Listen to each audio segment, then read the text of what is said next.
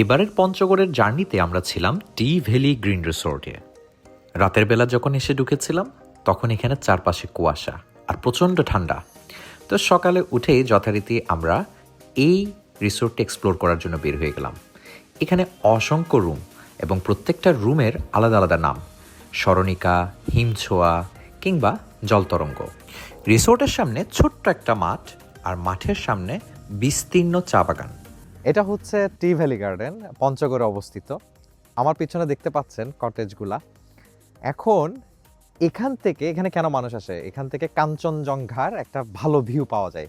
আর কাঞ্চনজঙ্ঘা হচ্ছে নেপাল এবং ইন্ডিয়ার সিকিমের মধ্যে অবস্থিত একটা পর্বত, যেটা কিনা প্রায় 28,000-এরও কিছু বেশি ফুট উঁচু, অর্থাৎ 28,000 ফুট।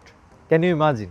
এবং মজার বিষয় হচ্ছে এটা হচ্ছে পৃথিবীর তৃতীয় সর্বোচ্চ পর্বত।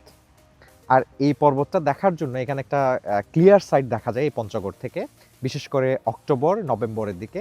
তো শীতের মধ্যে এটার ভিউটা তেমন একটা ভালো হয় না, কিন্তু তারপরও আজকে আমরা একটা স্লাইটলি একটা ভিউ পাইছি এখান থেকে। আর এখানে প্রত্যেকটা রুম, আমরা যে রুমে ছিলাম সেই রুমের ভাড়া ছিল 3,000 টাকা।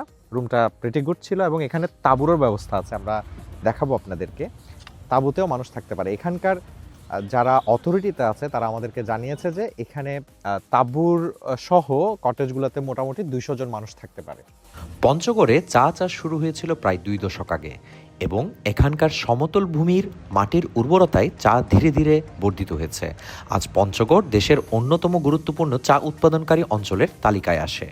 সাম্প্রতিক সময়ে পঞ্চগড়ে 10,000-এরও বেশি একর ভূমিতে চা বাগান আছে, আর এ অঞ্চলের চায়ের মোট উৎপাদন বাংলাদেশের প্রায় 19% কাছাকাছি।